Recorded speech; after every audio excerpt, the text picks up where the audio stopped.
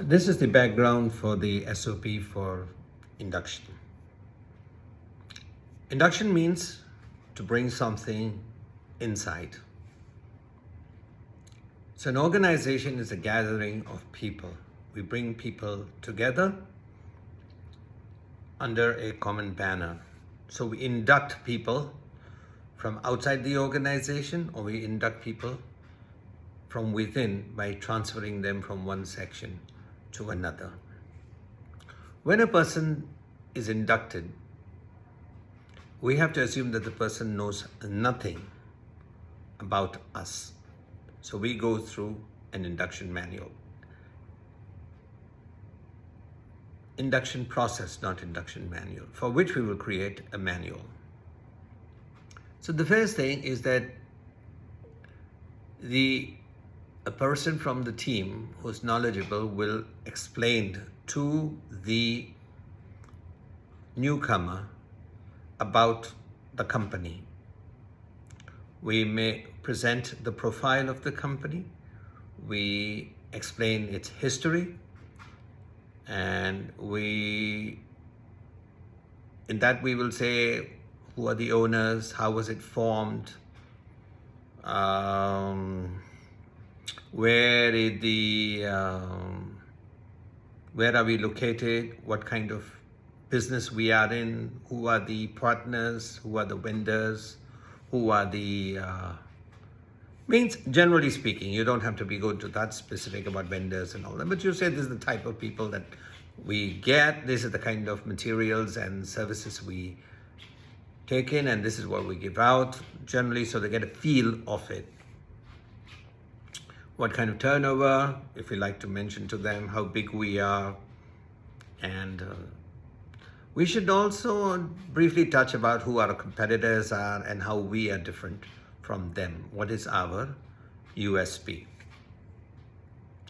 Then we share with them our vision. Now it's like getting onto a train and you say, I don't know where this train is going, but I'm climbing on board. So we have to let them that this is the journey.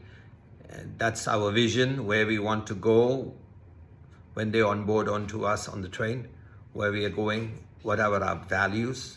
Because at the very core, just making money cannot be the values. We are driven by something greater than, and that those things that drive us, and that is our values that allow us to choose the methodology of beliefs that we want to do to achieve our goals. Then we share with them the plans of the company. Where do we want to be in a year's time, 3 years' time, 5 years' time, even 10 years' time. So this is our vision and this is our plans and whatever. The next thing, we should briefly explain to them the organization structure. This is the overall organization structure. This is where you are located. This is how your particular location is structured. You are in this particular function, this particular department. This is how your department is structured. These are what it's the profile of that location or that plant or whatever it is. Then we will explain to the person at which level the person is being inducted into the organization. That means who are their seniors, who are their juniors, who are their colleagues. Next thing we have to do is we have to give the person a functional designation. For example, we call somebody a manager. Could mean anything to anybody. When we talk in terms of inputs, I'm a manager, I manage, I look after, I see, these are all not valid. A functional designation is a person says, I am responsible for achieving the sales target. I am responsible for maintaining the quality levels. I'm responsible for achieving to ensure that all customer complaints are attended to promptly and resolved satisfactorily within the framework of the organization's guidelines and principles. So, that function is different. That is focused on outputs. measurable, specific outputs rather than just vague thing of look and see. And then the person must know who they report to. This is the person who will give them the instructions and to whom they are required to update and give, who they give their reports to.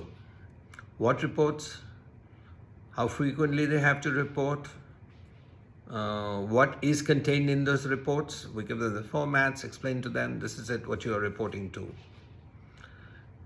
The person they report to is the person who's responsible for the performance of the inductee. So if I'm getting inducted in today and I'm reporting to somebody, my performance will reflect in that my senior's performance. So that has to be clear.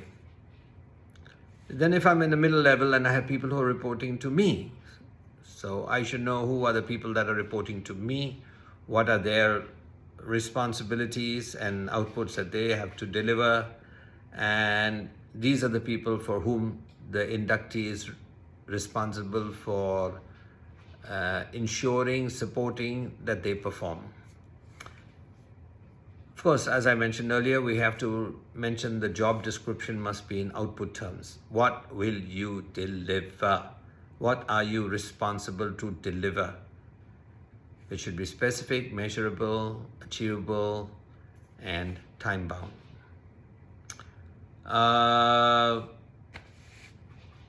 Then a person needs to know how they're going to be judged.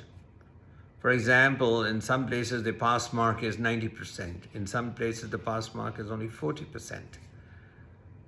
How will my performance be measured? What are the parameters on which I'll be judged as having performed superior, average, or below average?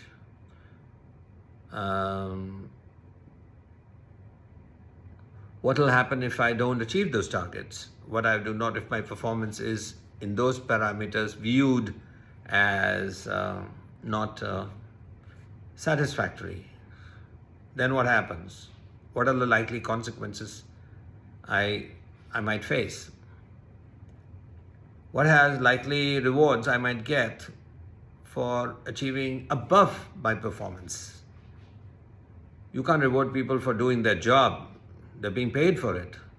But a person who does more than what they're supposed to do gets some kind of reward. How do you typically reward? You don't have to be specific about that. How often will my performance be reviewed? In what format? Meetings that the inductee has to attend, the frequency of those meetings, the location, what will be I required to report, contribute, what kind of questions and answers that might occur. Then how often is my performance going to be appraised? What will be the appraisal procedure? How frequently will it be? What is my salary?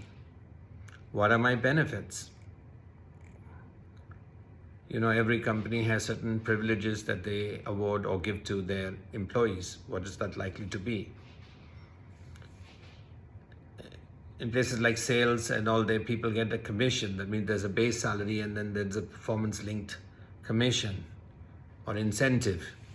What is that likely to be? How is that going to be computed?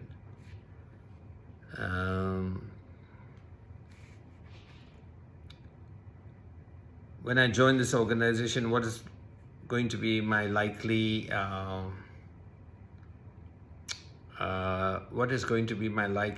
career growth?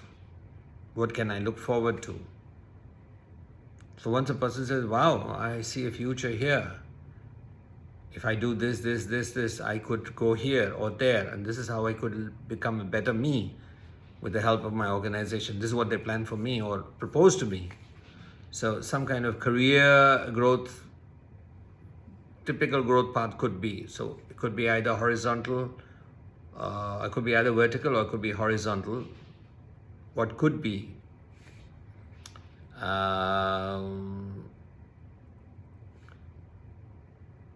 if I have problems, who should I contact for support?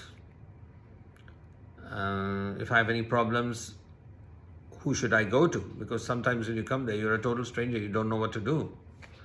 Normally it could be to the reportee, the person to whom the person reports, but there could be other instances where they need to report something outside the scope of their immediate superior. Then a list of do's and don'ts, a guideline, which is drawn from the value system of the organization, what they should and should not do. Who are their colleagues and other team members?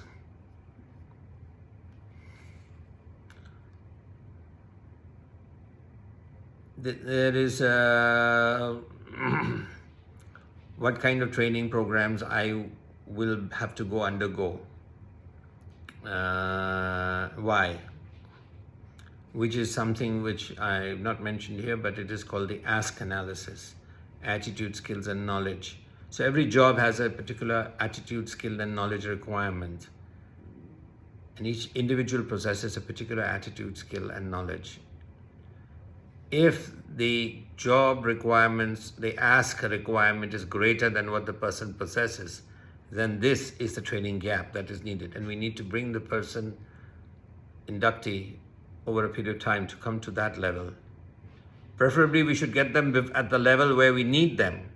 But sometimes people are being promoted from below, or they're inducted in from within the organization, but there is a gap.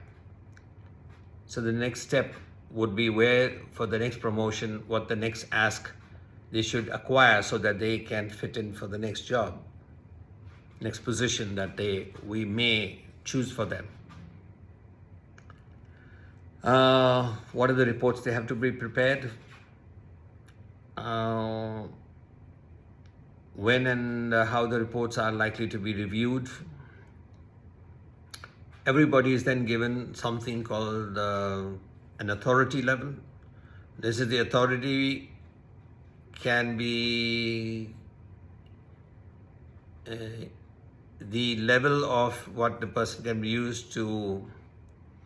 This is the delegation of power that is given to a subordinate to appoint, to commit, to communicate, to decide, to deliver, to spend, etc. So I can't commit something on behalf of my company which is beyond my scope, my authority level. I cannot spend more than what I'm authorized to spend.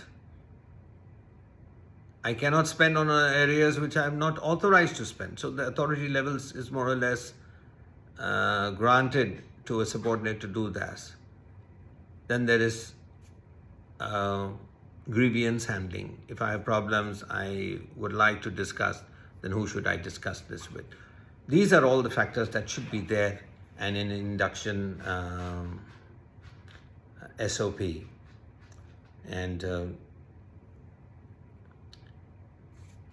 that's it.